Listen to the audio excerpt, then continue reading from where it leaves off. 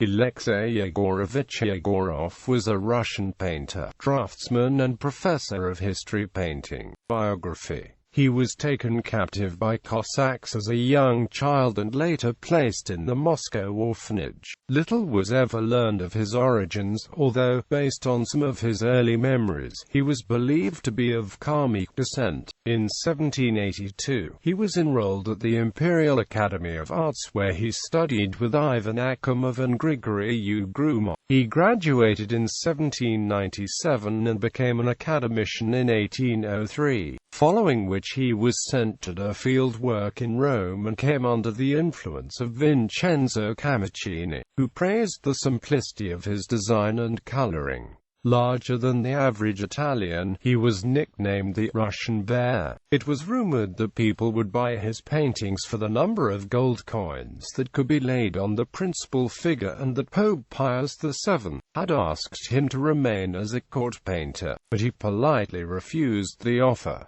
In 1807, he returned to St. Petersburg and became an assistant professor at the academy. He also gave private drawing lessons to Elizabeth Alexeyevna and Alexander I, who gave him a nickname, the Renowned, after he completed a fresco with over 100 figures at Tsarskoye Selo in only 28 days. As a man of deep faith, he always considered his religious paintings to be his most important work, although he reluctantly produced portraits of many people in the nobility.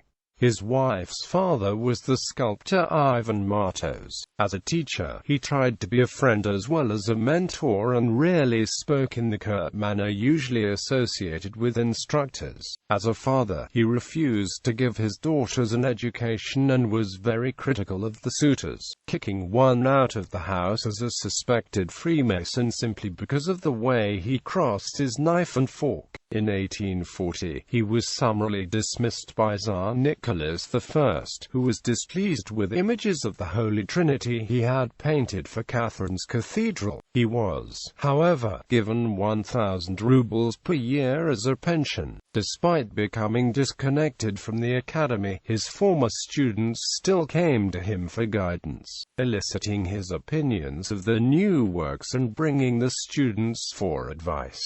As a result, he was able to keep busy for the rest of his life. It is reported, however, that he became increasingly stingy, suspicious and generally odd. His last words were, "My candle burned out." Selected paintings.